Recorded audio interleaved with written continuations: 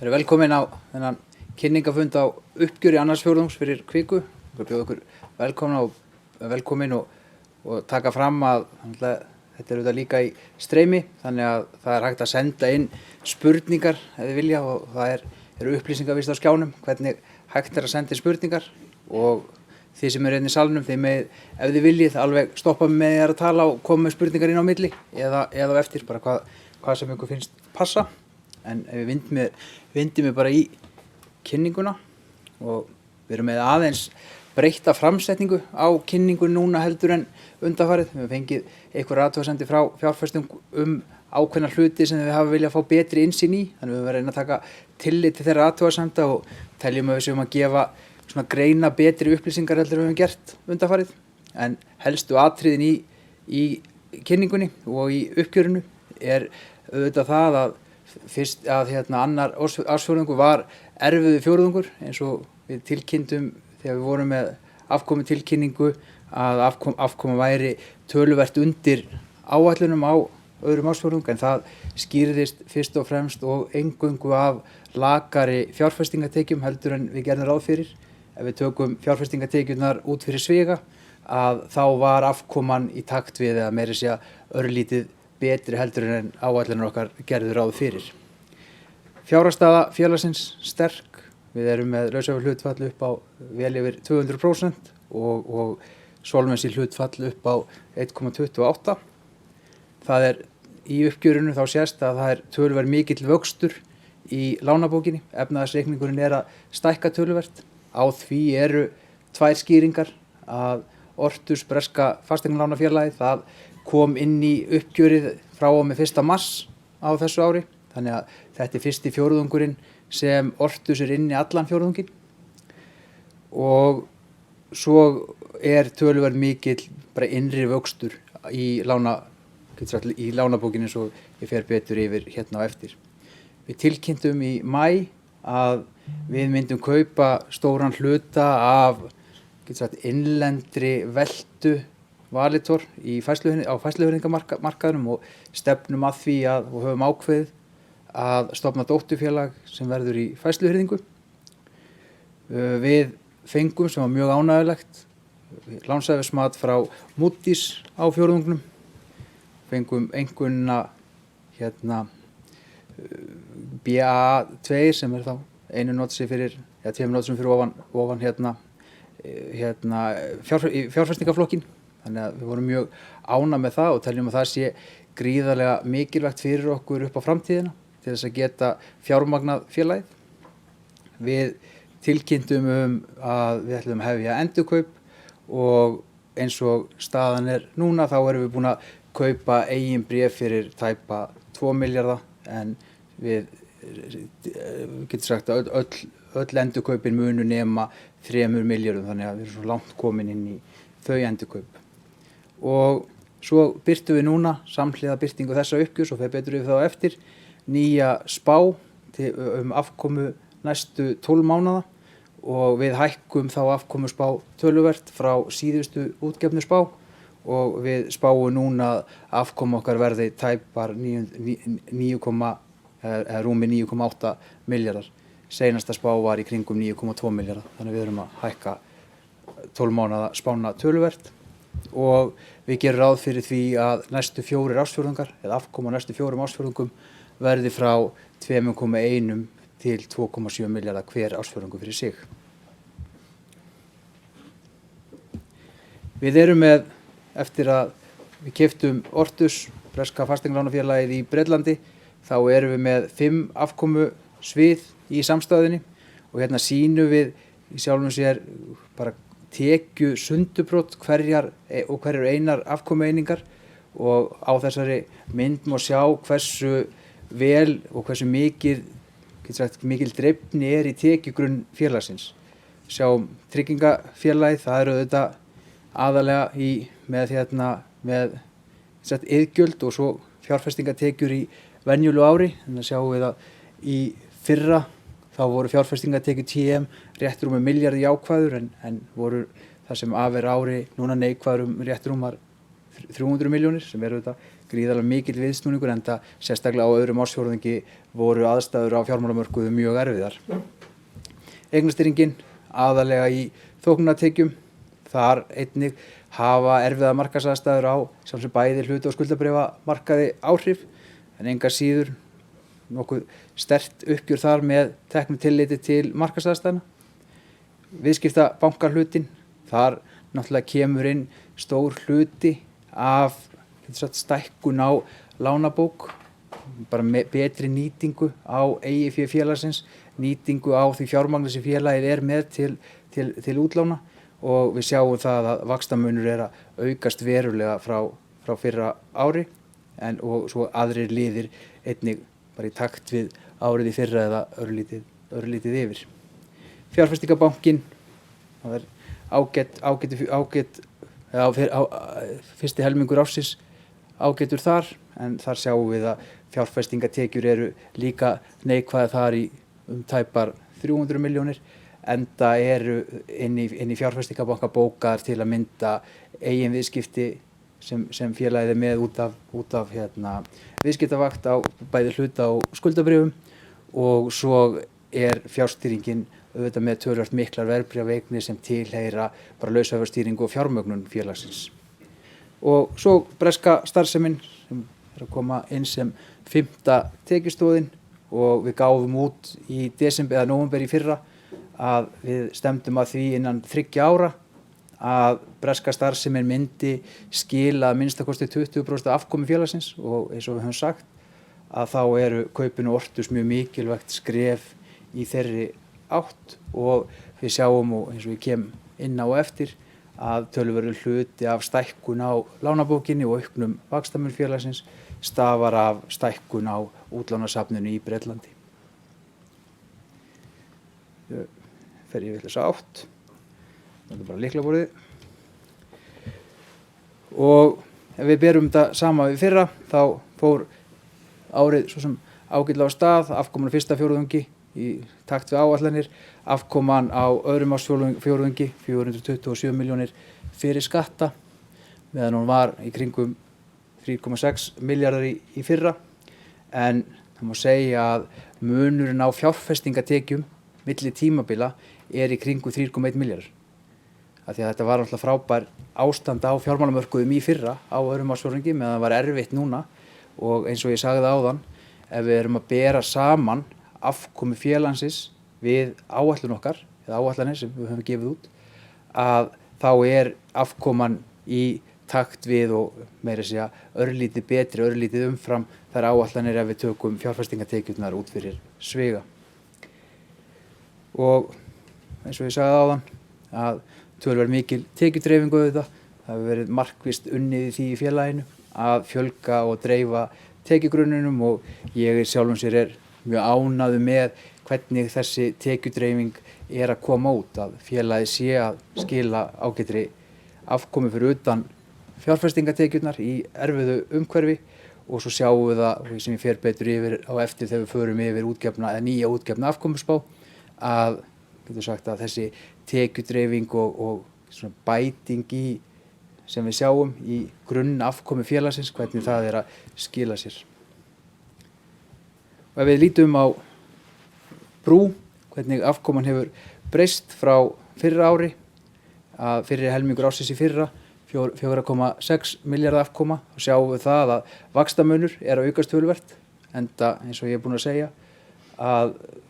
bankin að verða stærri banki, bæði með kaupum á lykli, innri vexti og svo kaupum á fasteignalánafélaginu Ortus í Bretlandi.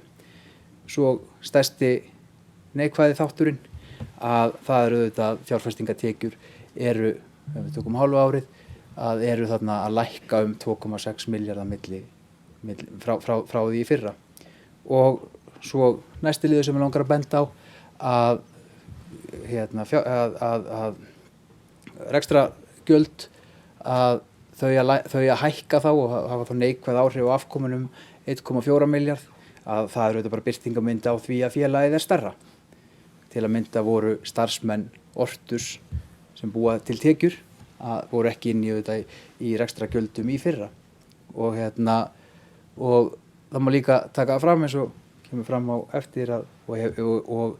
hefur verið á undanförnum árum, misserum, að rekstragjöld hjá okkur hefur gengið mjög vel að halda þeim í línu við áætlanir. Þannig að rekstrakostnaður það sem af ári í takt við þær áætlanir sem endurspeglast í þeim afkomuspám sem við höfum gefið út. Vaxtamunurinn, það sem ég það gríðarlega ánægður með, og þetta einn birtingarmynd á hvað grunnreksturinn í félaginu að vaxa, að það var bara mikill vöxtur frá fyrra ári og einnig heilbrigður vöxtur frá síðasta ársfjórðungi, og ef við skoðum brúna að þá vaxtamunurinn auðvitað bara aðalega að vaxa út af meiri útlánum. Og mér langar að benda á líka punktinn hérna í textan, neðsta punktinn, að vaxtamunur sem reiknaður sem hlutfall af heildar efnahagsreikningi 2,6%, en það auðvitað innan við 40% af efnahagsreikningum okkar útlán. Þannig að við erum auðvitað reiknið af tiltölulega lágri fjárhæð. Þannig að vaxtamunur af útlánum auðvitað töluvert mikið hærri heldur en þetta.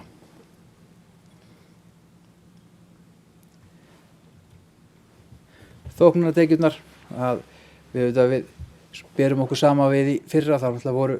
aðstæður á fjármálamörkuðum gríðarlega hagfelldar sem hefur tilhneigingu til að hafa jákvæð áhrif á þóknunartekjur. Þannig að miðað við markaðsaðstæður maður ánægður með hvernig þóknunartekjurnar hafa verið að skila sér, og langar mér að benda á neðri myndina sem ég gríðarlega ánægður með, að það sem hún sýnir hvað tryggingariðgjöld og þóknunartekjur stór hluti af rekstragjöldum. Þannig að ef við tökum bara tryggingariðgjöldin og þóknunartekjur, sem þá aðalega stærsti hlutin tekjur af eignastýringu, að þá það að greiða fyrir tæplega 80% af öllu rekstrakostnaði. Og þá eftir að koma inn allur vaxtamunur og fjárfestingartekjur sem ætti að skila sér alveg ágætlega í eðlilega árferði, af því að það það töluvert hluti af efnahagsreikningi félagsins, sérstaklega hjá TM bundin í fjárfestingum. Og ef við förum inn lítum aðeins á tryggingarhlutann í TM, þá kannski stærstu fréttirnar hérna sem búið að segja að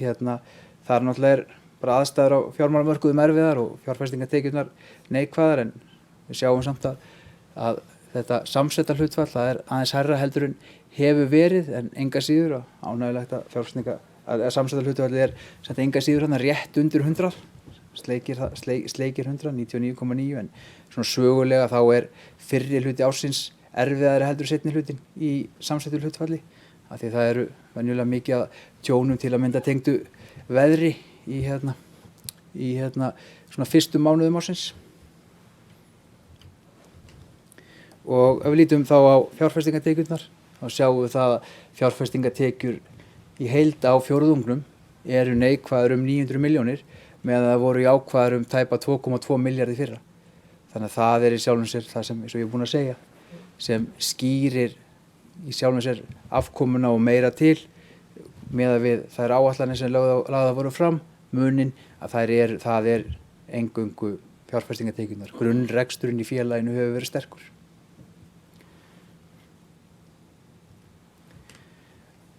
Rekstrakostnaðurinn, að hann berum það saman fyrst kíkir á myndina til uppi vinstri, þá sjáum við það að rekstrakostnaðurinn í sjálfum sér bara sambærilegur og hann var bæði á sama tíma í fyrra og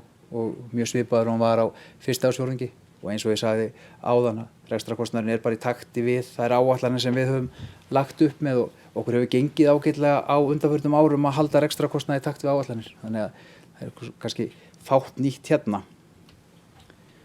Við lítum á efnahagsreikningin, að þá töluverður vöxtur í efnahagsreikningum. Efnahagsreikningurinn að stækka í kringum 40 milljarða og stærsti hlutin af eignaskýringunni eða breytingunni á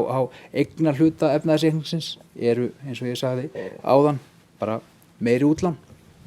Að útlánasafn félagsins orðið tæpir 100 milljarðar, og það, svo ég sagði áðan, skýrist aðalega af því að Ortus kom inn þarna í byrjun mars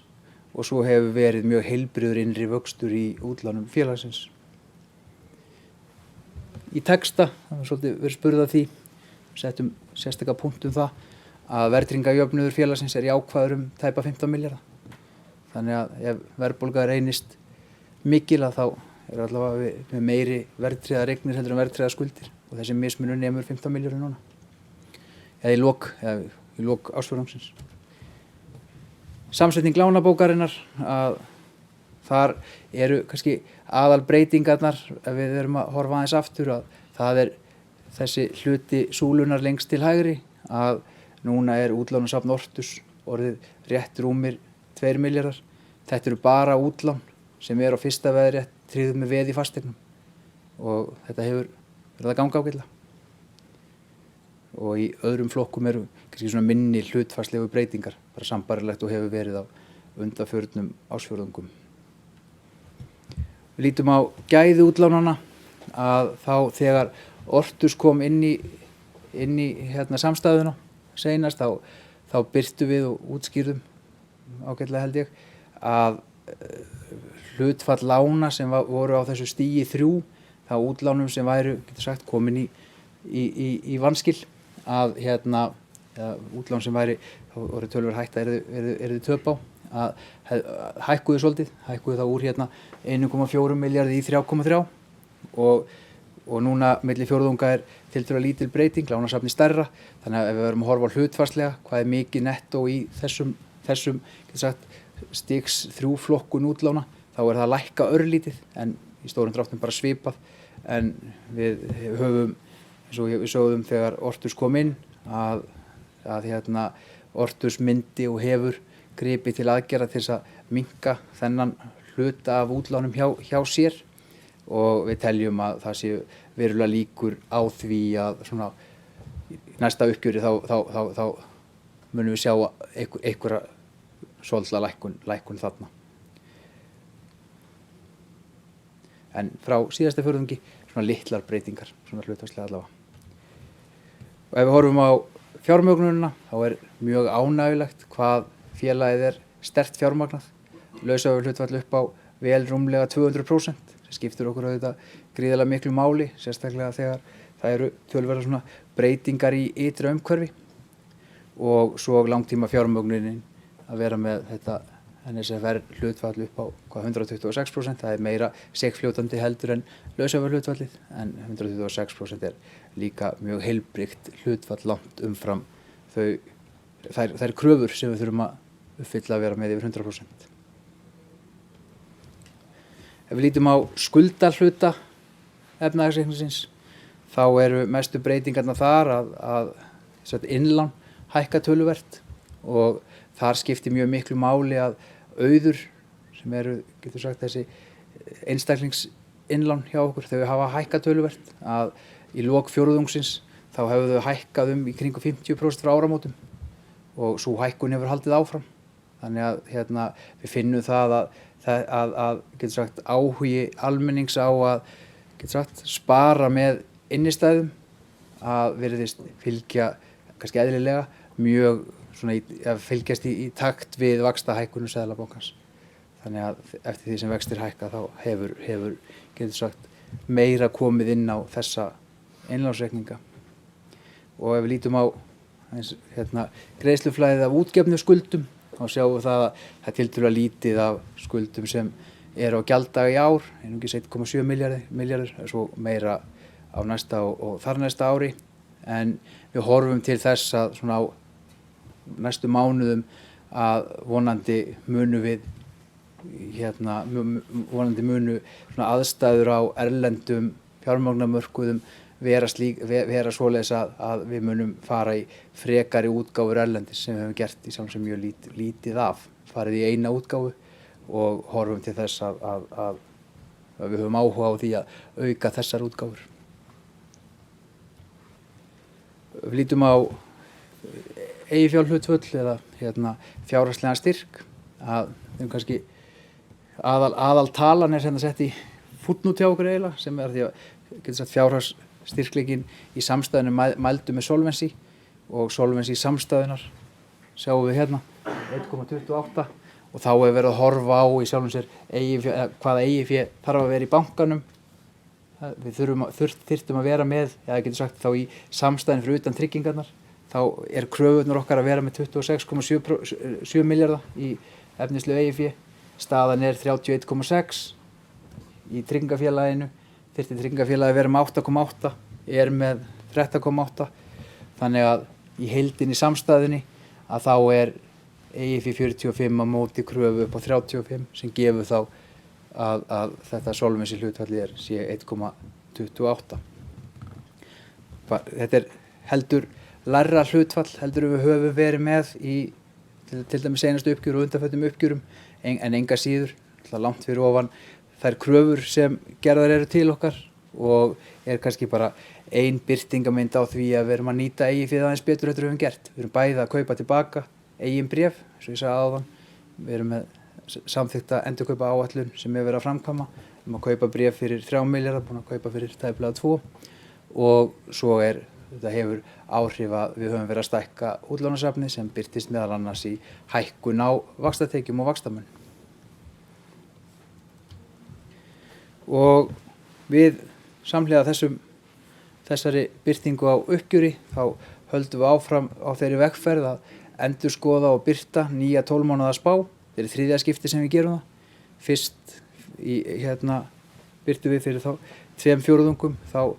spáðum við því að miðgildi afkomu okkar, eða afkomu spá, við gáum út á bíli, að miðgildi var þarna tæpir 8,5 milljarður sem var arðsemi sem var þýddi arðsemi efnislegs eigið fé upp á rétt rúm 19%. Í seinasta ársfjórðungi þá hækkuðu hana lítið eitt upp í 9,2 og núna hækkuðu hana enn frekar upp í rúmlega 9,8 og ástæðan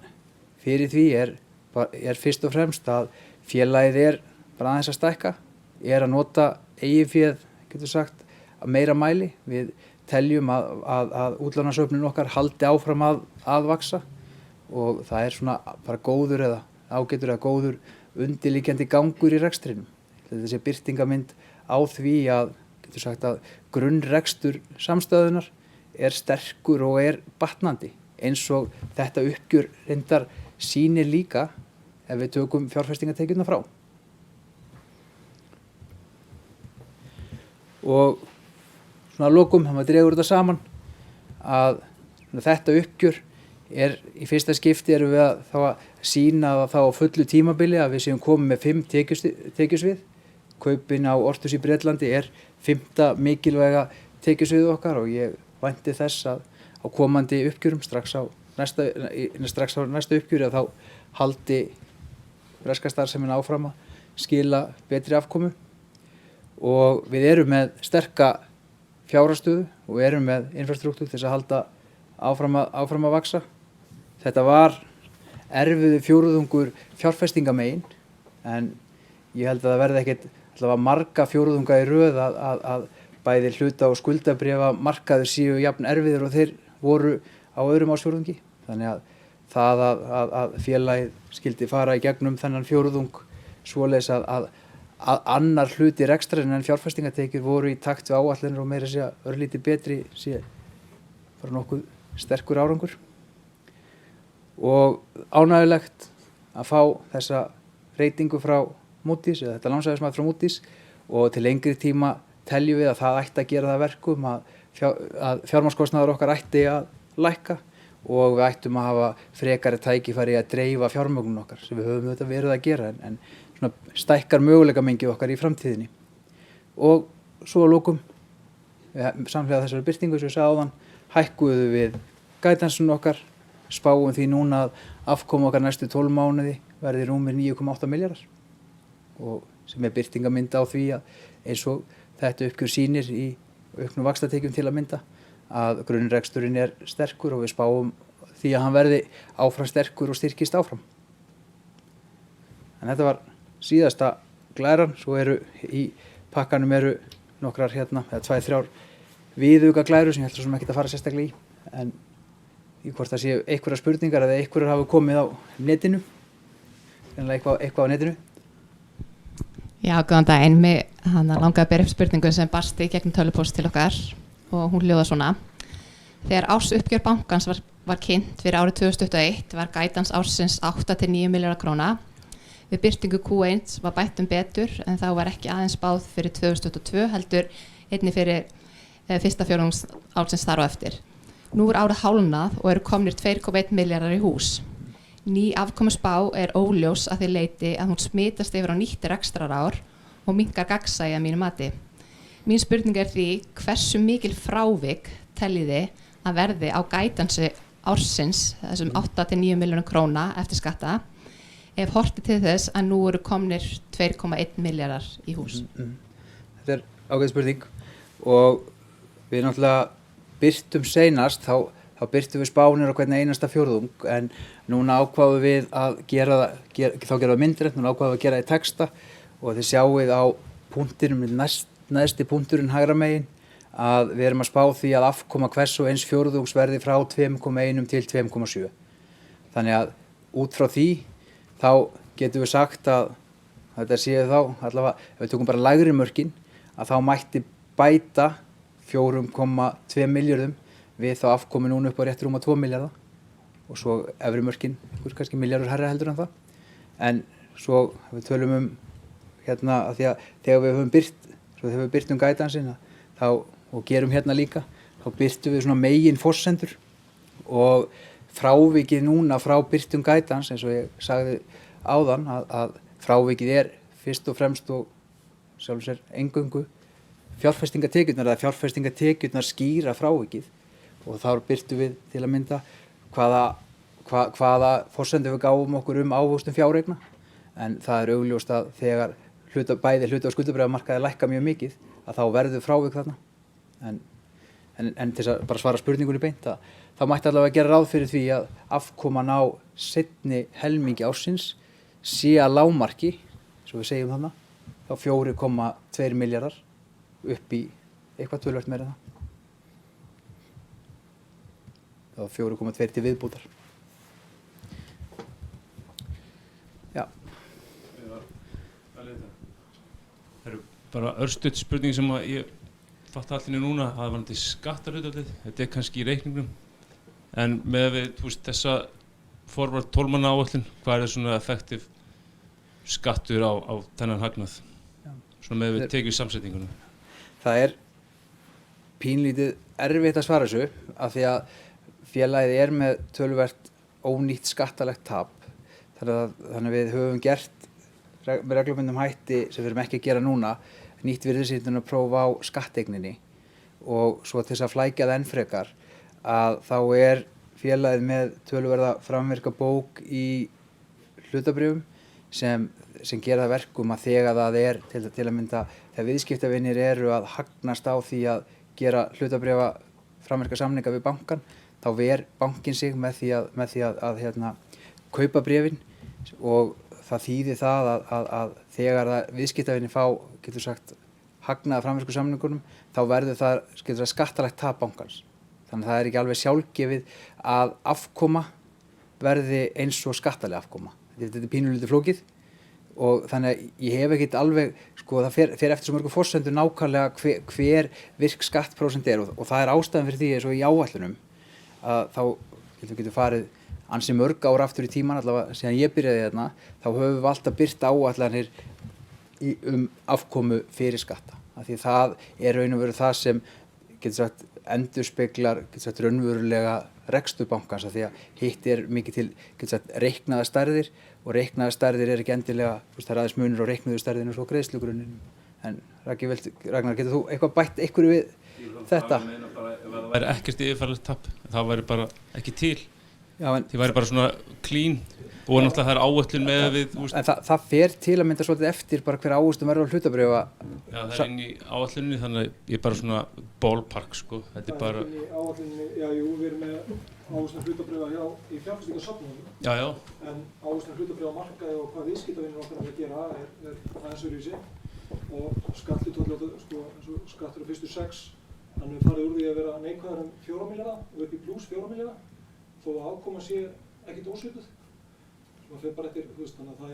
við höfum ekki verið að gefa þetta sérstaklega út af þessu, þetta er bara of í með sko, það verður bara of sveigjanleg stærð til að vera áallum sko. Því kannski að framverka bókin er það stór með afkomuna,